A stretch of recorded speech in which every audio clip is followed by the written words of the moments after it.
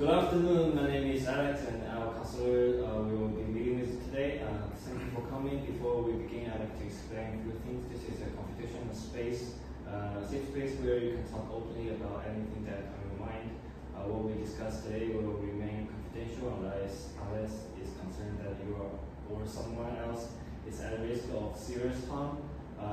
That makes sense to you? Yeah, I understand. Great. If at any point you don't understand one of my questions or if you need a break, please let me know. This session is for you and we'll go at a pace that feels comfortable. Okay. I know meeting a counselor for the first time can feel a little strange. How are you feeling right now? Honestly, a little nervous. I've never talked to a counselor before. And that makes a lot of sense. Many people feel nervous during this first counseling session. Thank you for telling me. I wasn't sure what I was supposed to say. There's no right or wrong things to say. You can simply tell me what's been happening in your life recently. Okay. Could you tell me what brought you here today? My form teacher asked me to come. She noticed I have been falling asleep during class. She also said I don't really talk to anyone anymore. So your teacher noticed that you've been looking tired and perhaps becoming quieter than before? Yeah, she kept asking me if I was okay. I just kept saying I was fine. But inside it doesn't really feel fine. No, not really. Would you like to tell me a little more about what made things difficult? I moved to Singapore about 3 months ago. Before that, I lived in Guangzhou with my parents. Then my parents decided I should study here because they thought the education would be better. That sounds really a big life change. Yeah, everything happened really fast. 1 month I was still with my parents. The next month I was living here with my grandparents. So within a short period of time, you have to leave your home, your parents, your friends, and your familiar environment. Exactly. Everything changed. That sounds overwhelming. It was. How does you feel on the day you arrived in Singapore? I remember being excited at first. I thought it would be fine. A new country, new experiences. But after a few days, everything felt different. Different in what way? The school was different. People spoke English all the time. Even though I understand English, I don't feel confident speaking.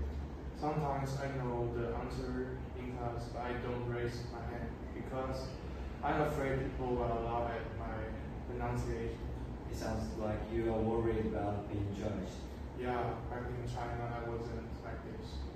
I used to answer questions. I even gave presentations. Now I just keep quiet. You've noticed that you become much quieter since moving here. Yes, I don't really recognize myself anymore. How has school been overall? It's okay. Academically, it's harder than I expected. The teachers are nice, but making friends is difficult. Could you tell me more about that?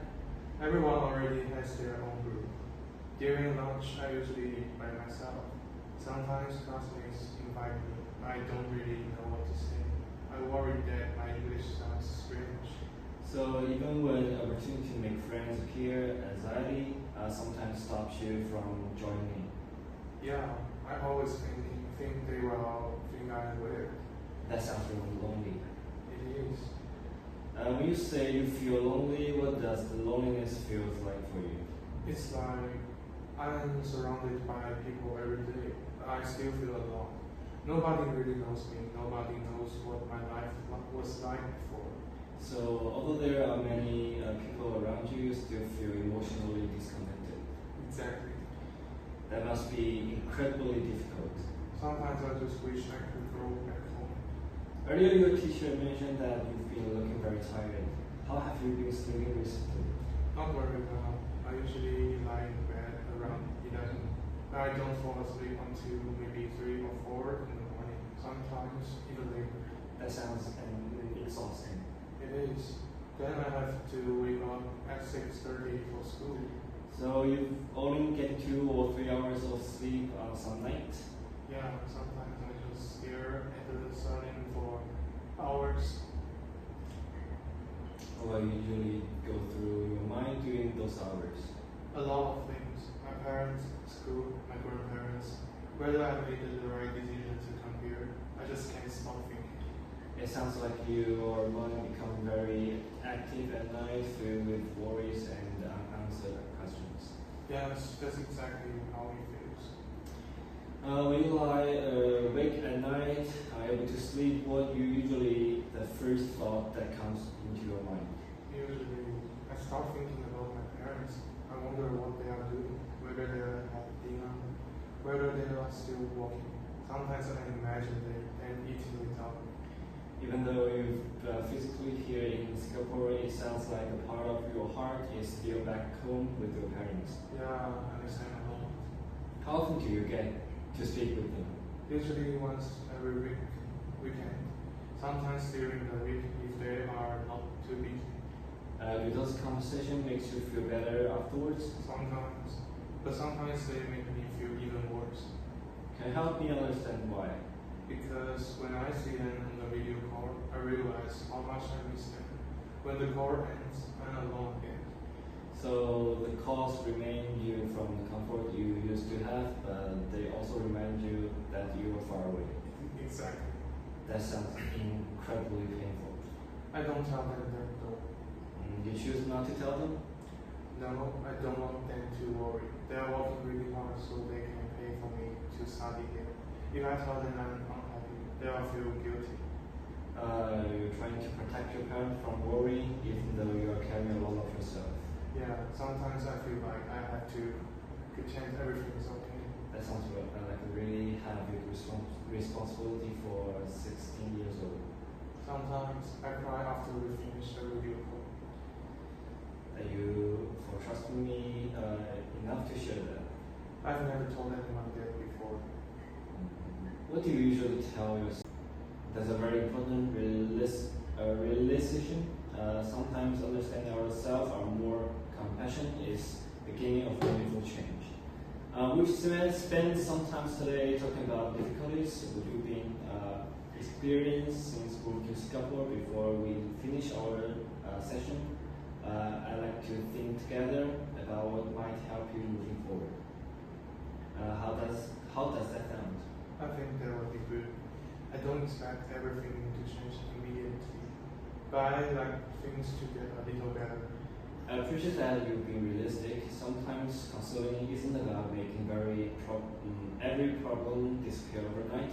It's about taking small, meaningful steps that gradually improve our well-being.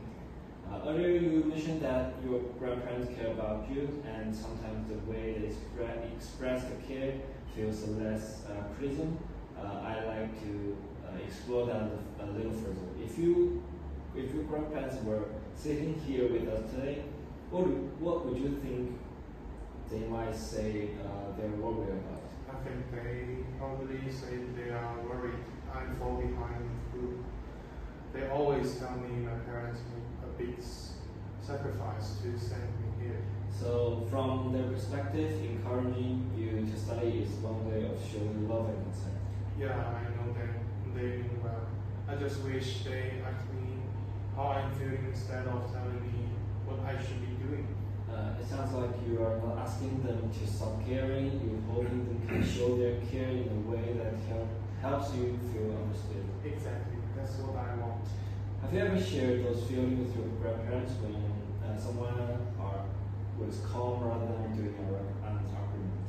No, usually by the time we start talking, we have already angry. That happens in many families. When emotions become intense, it's often much harder for people to really hear one another. Yeah, we usually just end up shouting. If you imagine talking to your grandparents when everyone was calm, what might you like them to know? I think that I will tell them I'm trying my best. I know you want me to succeed, but sometimes I need encouragement more than criticism. That's a very thoughtful way of expressing yourself. You manage to communicate your feeling without warming them. I don't know if I could actually say it like that. It's completely understandable of feeling uncertain. Learning new ways of communicating takes we don't have to expect perfection. Earlier, we also talked about your sleeping difficulties.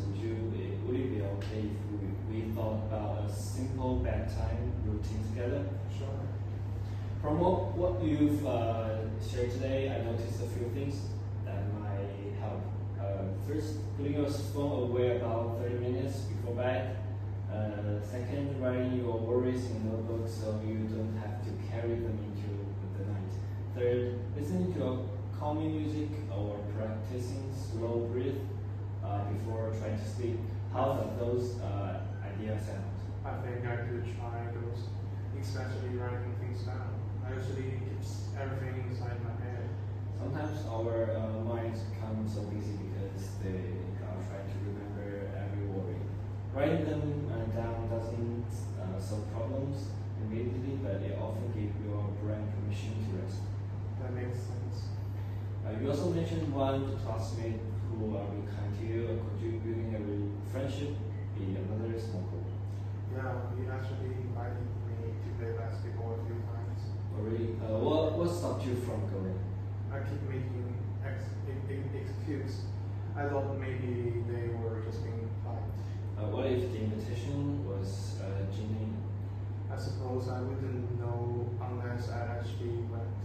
Exactly. Sometimes anxiety convinces us that something bad will happen. The only way to test that prediction is to gently give ourselves a chance to find out. I think I could try joining them next week. That's a wonderful goal. It's specific, realistic, and completely within your control. We've covered a lot of today. Before we finish, I'd like to check in with you. How would you feel now compared with when you first walked into this room? Much calmer. When I first came in, I thought maybe something was wrong with me. Now I realize I had just been trying to deal with a little of changes on my own. That sounds like an important insight. Yeah, I think I have been blaming myself too much. It's really glad you recognize that. Showing yourself the same kindness you would show a friend can make a significant difference. Before we finish today, I'd like to summarize some of the things that we talked about. You shared to move to Singapore has been one of the biggest challenges in life. You had to adjust a new country, a new school, living away from your parents, communicating in English more often, and adapting to a life with your grandparents. There's a great deal of change in a very short period of time. We explore how those changes are contributed to your insomnia and feeling of loneliness and frequent argument you've been having at home. We also identify several strengths that you already possess. You are responsible. You continue attending school despite feeling exhausted. You care deeply about your family. You are shown courage by adapting to a completely new environment. You also identify several practical goals for next week. Reducing phone use during that time, writing your worries in a journal, trying to relaxation technique, and accepting your classmate invitation to play basketball. How does the summary sound? That's exactly what we talk about. Hearing it all together actually makes me feel hopeful. I'm really pleased to hear that. I also want to acknowledge how open and honest you've been today. Talking about loneliness, family conflict, and missing your parents isn't easy.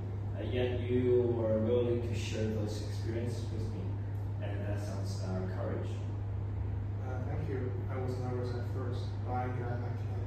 I'm glad you came too. Remember, you don't have to go through this challenge alone. In our next session, we'll can check how your sleep has been, discuss how things are going with your parents, and explore more ways to help you settle into your new life in Singapore. How does that sound? I like that. I think it brought help. Also, thank you again for trusting me today. I'm looking forward to see you in our next session. Take care of yourself. Thank you. See you next time.